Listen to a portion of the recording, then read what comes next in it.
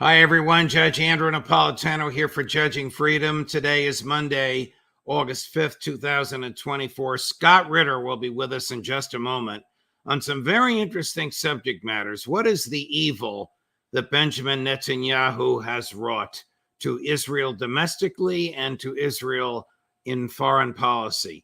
And just what were Evan Gershkovich and Paul Whelan arrested for? Are they babes in the woods? But first this. You all know that I am a paid spokesperson for Lear Capital, but I'm also a customer, a very satisfied customer. About a year ago, I bought gold, and it's now increased in value 23%. So $100 invested in gold a year ago is now worth $123. If you have $100 in the bank, it still shows $100, but $100 in the bank is now worth 24% less. Inflation has reduced all of your savings, all of your buying power, and mine, by 24%. And gold is largely immune from that. If you want to learn how gold will soon hit $3,200 an ounce, call Lear Capital, 800-511-4620, or go to LearJudgeSnap.com. Get your free gold report. Same experts who predicted the 23% rise that I've enjoyed have predicted this $3,200 an ounce gold.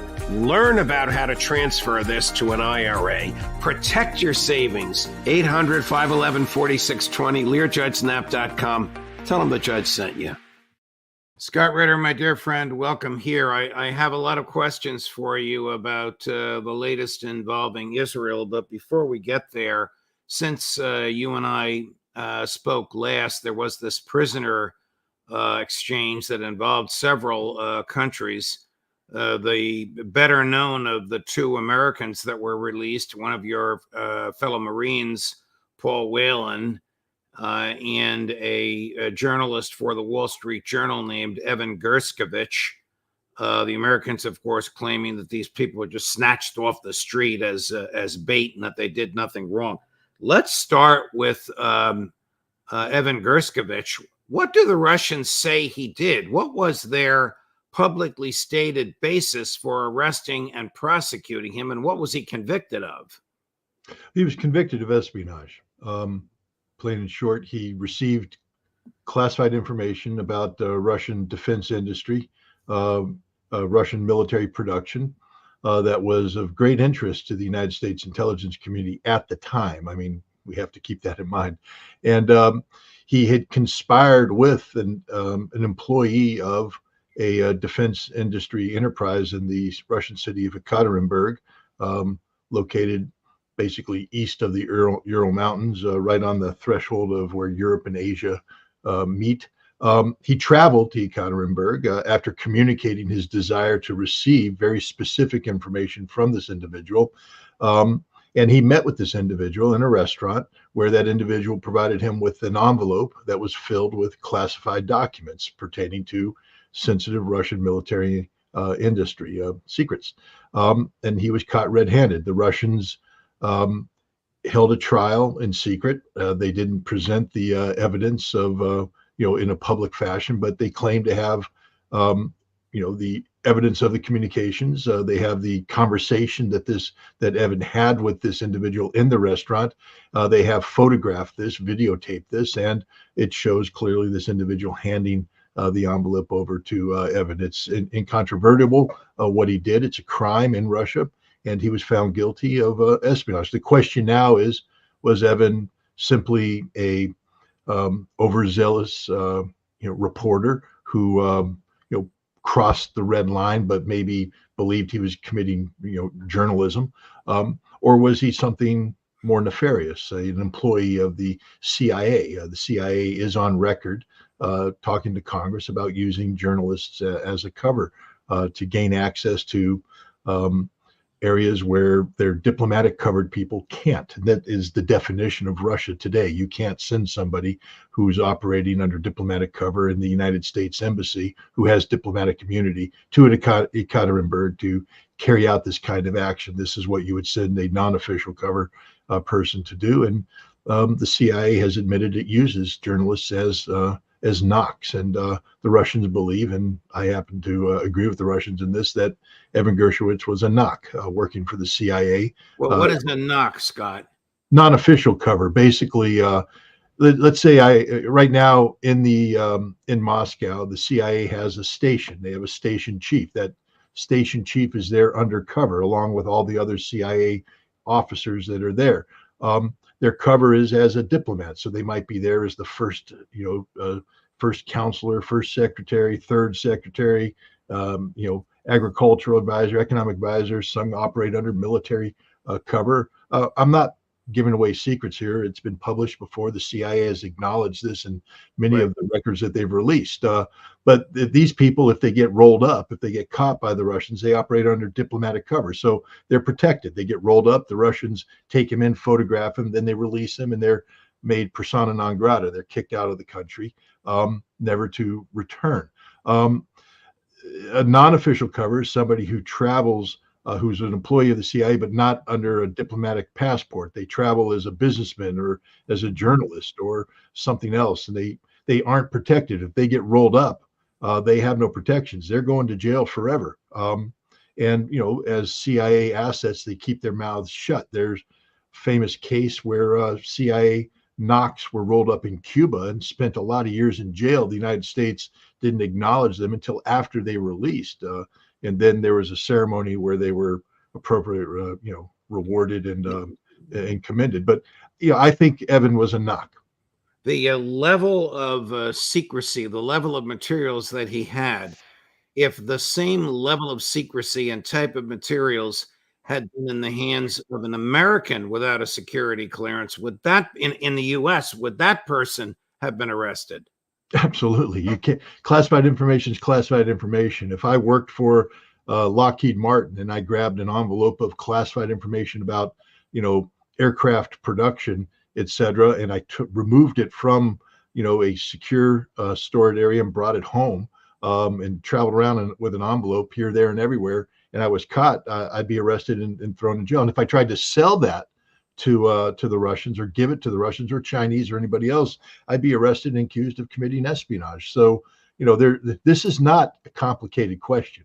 Evan Gershkovich broke Russian law, and he knew he was breaking Russian law. I can guarantee you that the Wall Street Journal and all other major media outlets that operate in Moscow understand what Moscow rules are, and they know what they can and they can't do. And there's no way he thought he could get away with doing what he was doing as under the guise of legitimate journalism, nor did his employers. Wall Street Journal needs to answer some questions. Who tasked him with this job? Which one of his editors gave him this task? What were the rules of engagement, so to speak? Did he clear his meeting with his editors? Did they know that he was going to Ekaterinburg to meet with an employee of a defense industry site to receive an envelope of classified information? I'm going to bet that his employers weren't filled in on the details of what he was doing. Briefly, what was your fellow Marine Paul Whelan arrested for? What was he doing in Russia? Well, Paul Whelan's a different category. First of all, even though he was a Marine, once a Marine, always a Marine, he was discharged with a bad conduct discharge. He committed larceny using social security numbers of his fellow Marines to steal from. So he was kicked out with bad conduct discharge. So that's the opposite of an honorable discharge, which means he's unemployable from an intelligence standpoint. So the idea that Paul was working for the CIA or somebody else, government related, is absurd. They would never let him in with a bad conduct discharge. He was a freelancer doing whatever he was doing as a advisor, etc.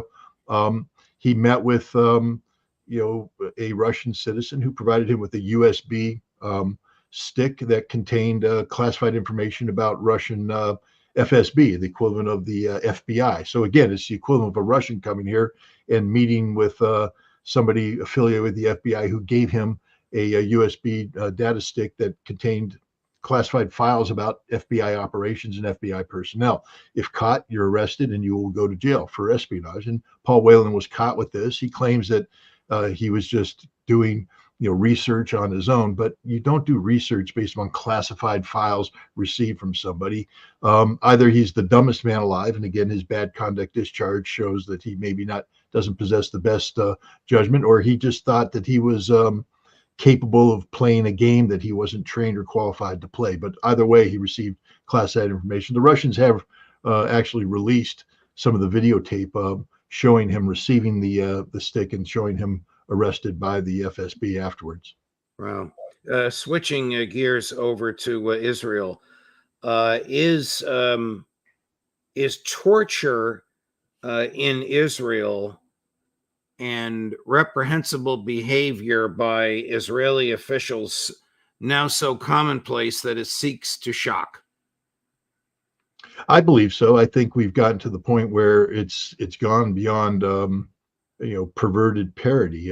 When the Israelis jail 9 soldiers for raping Palestinian prisoners, and then Israeli citizens rise up and say that the Talmud interpretation of a Jewish law says it's not a crime to rape non-Jews and that these men should be freed. Not only that, then they sent hundreds of people to the Palestinian prisons demanding to be allowed in so they can rape the Palestinian prisoners because they're permitted to under Jewish law. This led to a near civil war in Israel where soldiers were facing off against soldiers. This isn't bad Hollywood movie. This isn't the preface to some sort of zombie apocalypse. This is reality happening in Israel right now. Our ally. We claim that Israel and America is alike in many ways. I don't know, when was the last time 500 American citizens stormed a state prison saying we need to be allowed in to rape the prisoners because we're permitted to under our religious beliefs? That's happening in Israel as we speak. The 9 soldiers were released now from custody. They're not going to be charged with a crime because apparently in Israel, raping prisoners is no longer a crime. That's just one thing. They're blowing up. They blew up a school today with students in it. The school burned. The students were inside the school burning to death. The parents were outside listening as their children screamed as they were burned to death.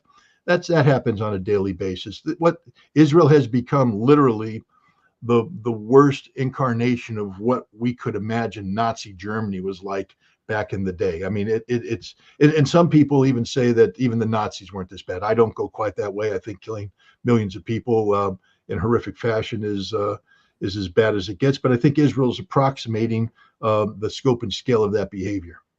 Our friend and colleague, Alistair Crook, referred to the behavior which you have just summarized as Mein Kampf in reverse.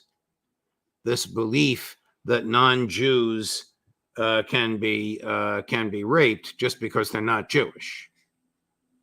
I don't disagree with it. I have tremendous respect for Alistair Cook. He's somebody who, former British intelligence officer in the region, very extensive knowledge of Israel and Palestine. And so his insights and observations, carry a great deal of weight. And I need to also point out that the issue of Israel's far right religious population, the Talmudic scholars and students, it's been haunting Israel for some time.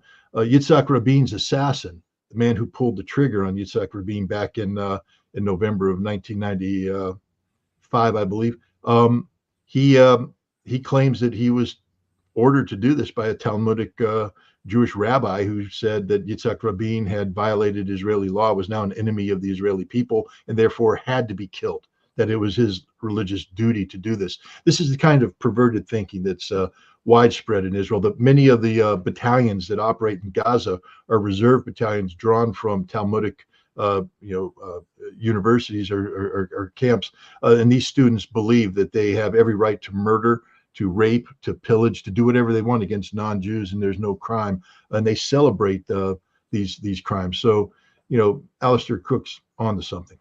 What do you think will happen next in light of the 2 assassinations that the Israeli government pulled off in Tehran and Beirut shortly after Prime Minister Netanyahu received adulation and obeisance from the audience he bought and paid for on the floor of the House of Representatives?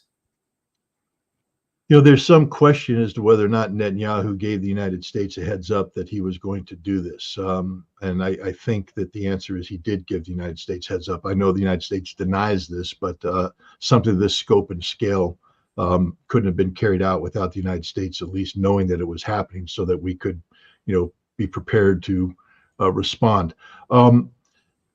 Israel attacked Iran. It's straight up. And Iran has said that that is a red line and that Iran's retaliation will be on a scope and scale greater than that which took place back in April when they carried out Operation True Promise. And this appears to be the direction that Iran is heading. Some people predict that this attack will take place tonight. We don't know. I mean, Iran gets to make that decision. The timing and the level of retaliation is purely an Iranian decision. But Netanyahu had to know that by attacking Iran the way he did, that he was going to push Iran to where they needed to retaliate, and this would take it to another level. Whether he believes that the United States would intervene or he was trying to force the Americans to intervene, I don't know. The United States has indicated that it will not participate in offensive actions against the Iranians, that all they'll do is defend Israel from any Iranian missile attack. What happens when Hezbollah joins in the fight? What happens if Iran, the pro-Iranian militias in Iraq do? There's already indication that American bases have been attacked in Iraq, maybe as a precursor to a larger regional offensive by the Axis of Resistance. We're in a very, very dangerous situation right now, and it's all because of Benjamin Netanyahu's desire to hold on to political power at any cost.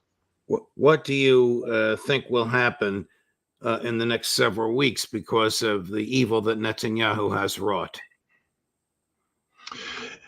If Iran retaliates on the level that it has indicated would be retaliation for such an attack, we could be looking at tens of thousands, even hundreds of thousands of lives lost. A general war between Iran and Israel that could drag the region in and drag the United States and maybe even Russia and China into it.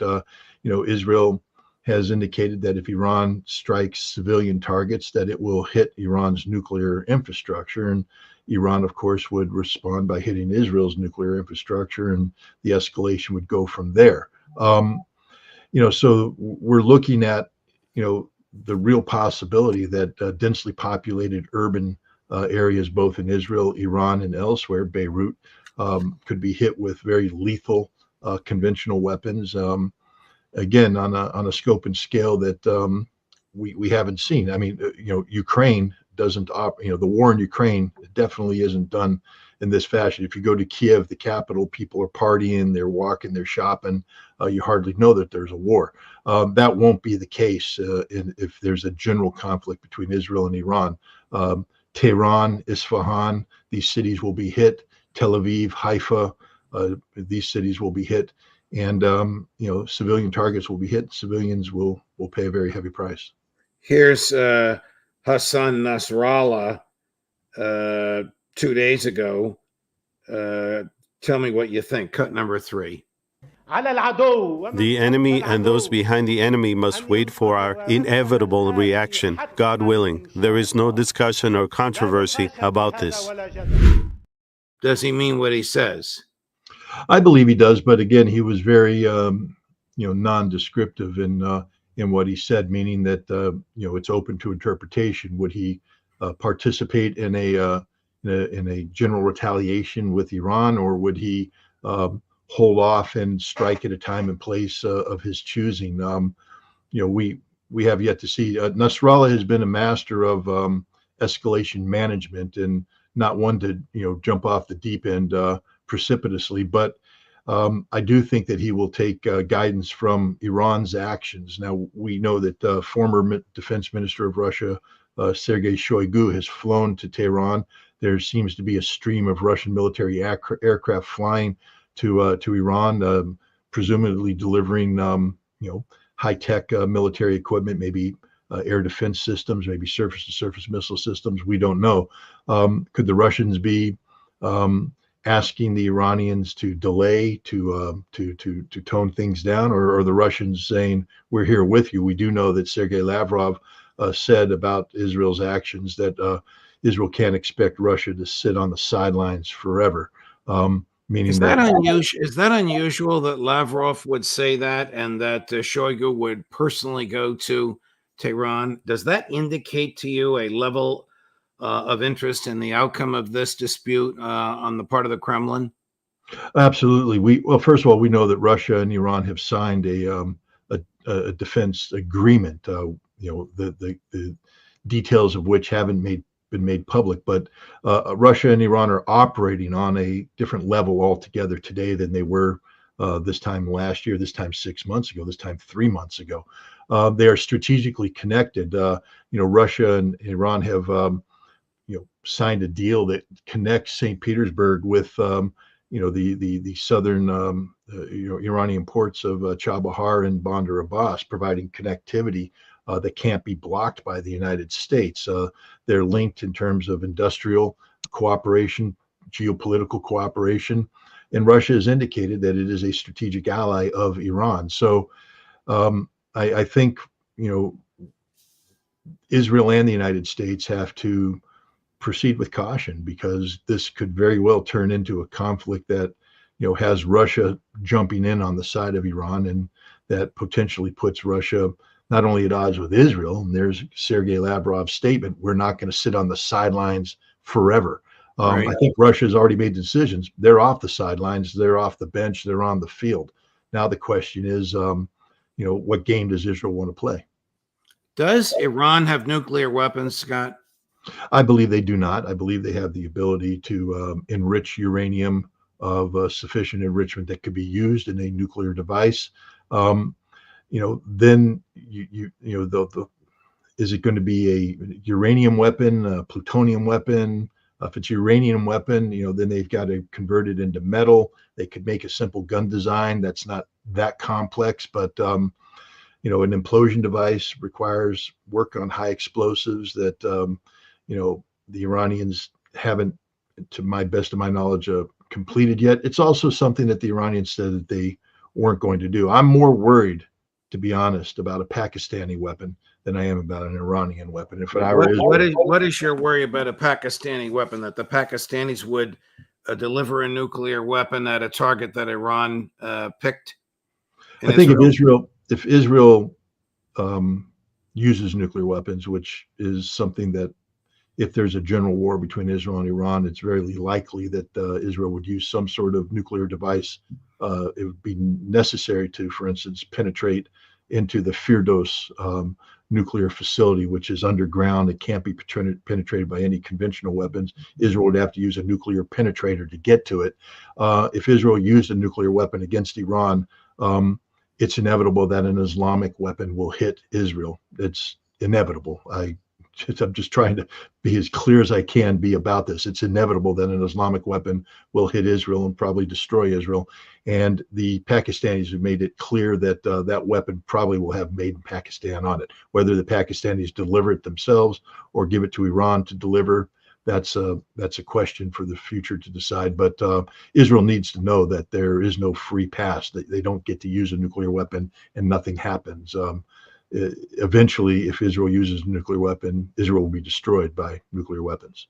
How about let's go back to the IDF and Hezbollah.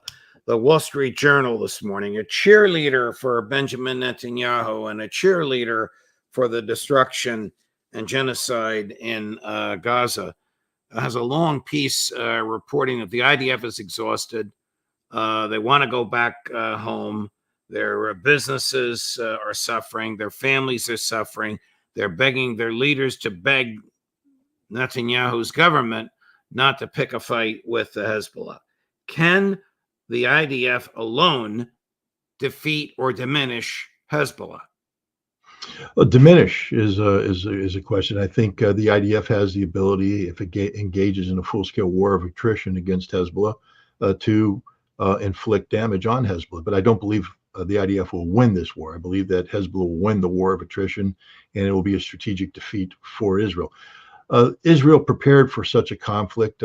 They ran major exercises in 2021, 2022, but all of these exercises were predicated on Israel starting clean with a fresh military, all their resources focused on closing with and destroying the Hezbollah enemy.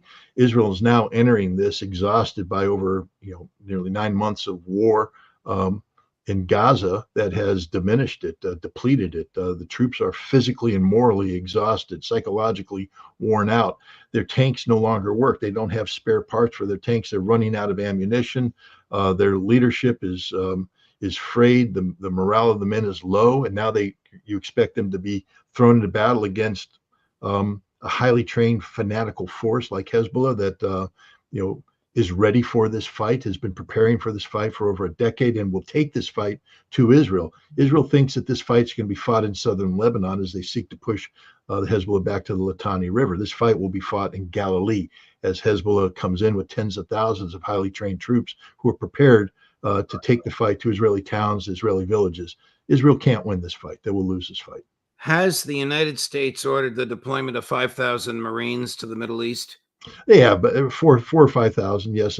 What are they going to do? They're not going to engage in a ground war, are they? Not a damn thing. No, 5,000 Marines is insufficient forces to do anything of significance on the ground, other than NEO operation, which is a rescue operation. If you have to pull Americans out of Israel or out of Lebanon, out of harm's way, the Marines have contingencies where they can go in, they can secure a zone, usually in a permissive environment, but in some cases a non-permissive environment, and get American citizens out of that and then withdraw them out of the area. But in terms of a sustained presence on the ground, a meaningful presence, 5,000 Marines simply isn't enough.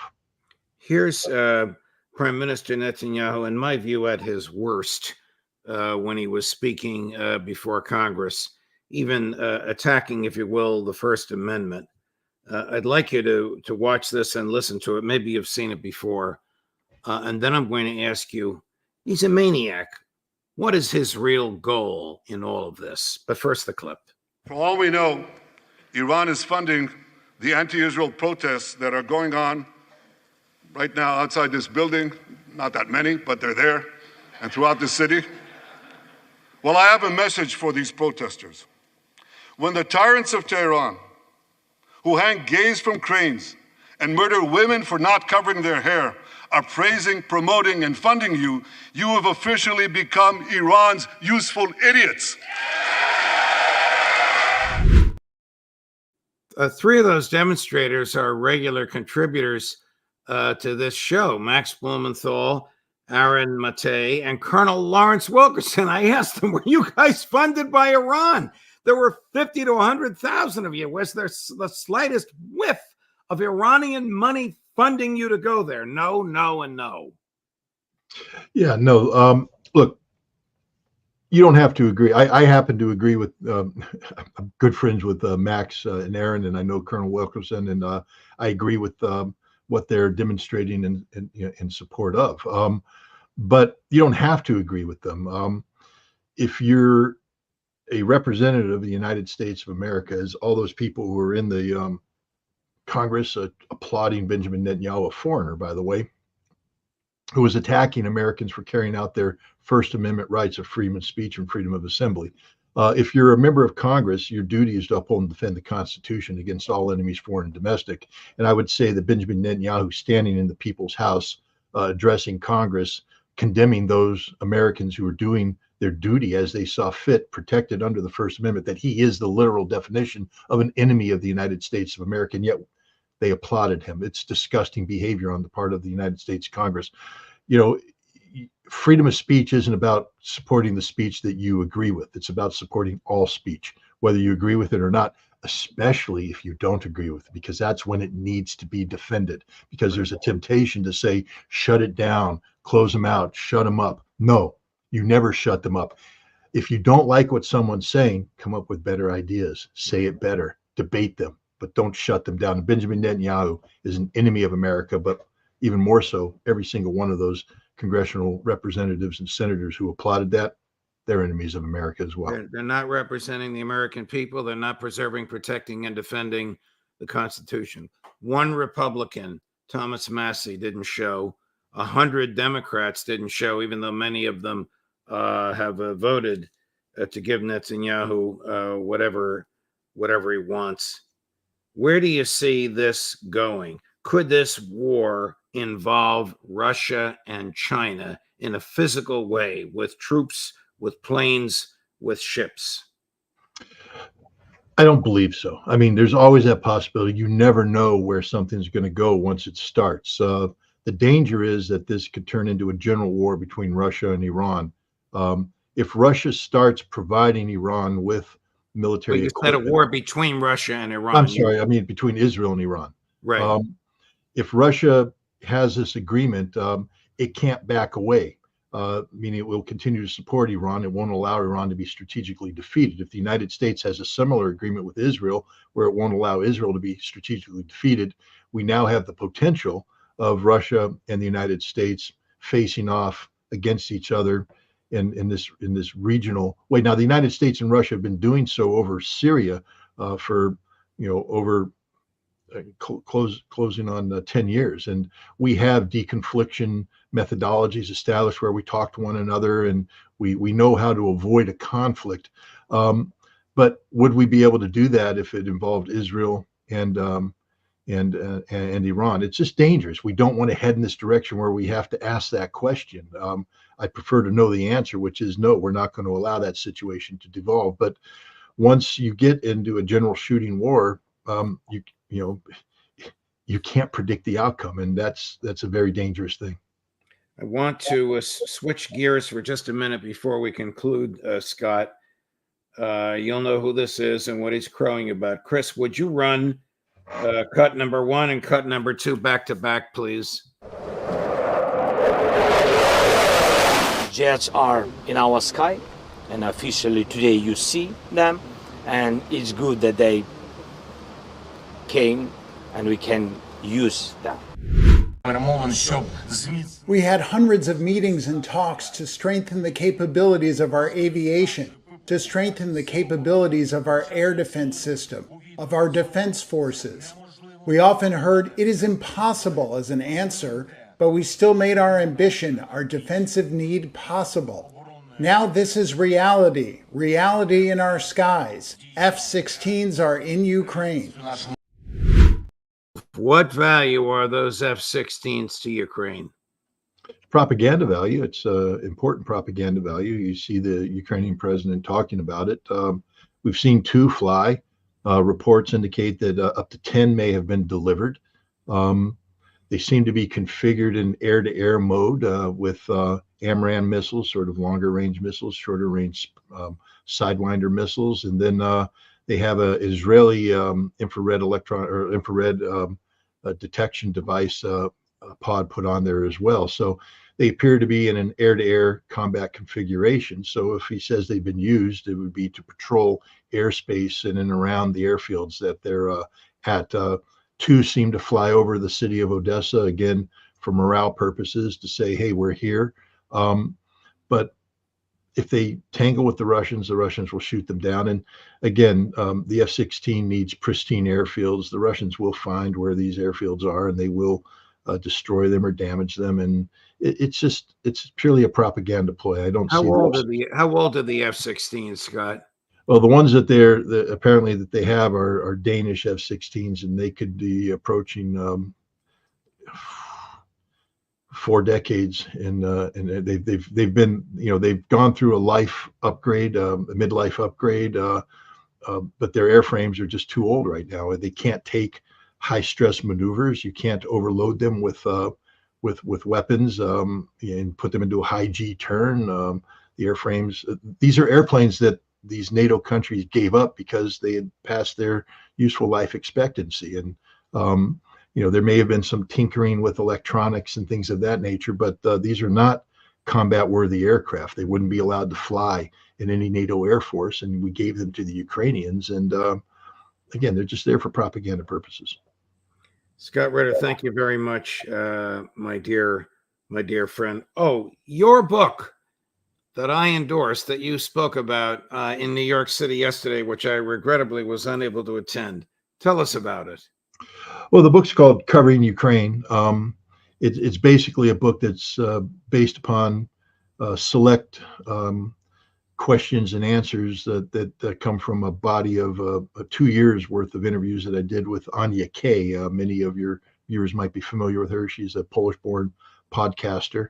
We have done interviews since the beginning of this conflict. And when my editor asked me to put together a book about the Ukraine conflict, I said maybe the best thing to do is just to tap into the data that we already have, and we did. And we put together it's a concise book, but a very comprehensive book that covers the conflict from the beginning up until May of this year. It's a great primer for people to dig into the various facets of this conflict. Russian policy, NATO policy, potential nuclear conflict. All of it's addressed in 19 questions and 19 answers. At the end of each chapter, each question and answer is a chapter. There's a QR code that people can use their cell phones and access the actual interview itself. So it's a multimedia book. You don't just get to read it; you get to see the interviews of it. I will tell my viewers, having read it in order to write the blurb that I did, even though you and I are very good friends. The book is a masterpiece. It's Ritter at its best, at his best. It's everything you need to know about Ukraine that you won't learn from anywhere other than Scott Ritter.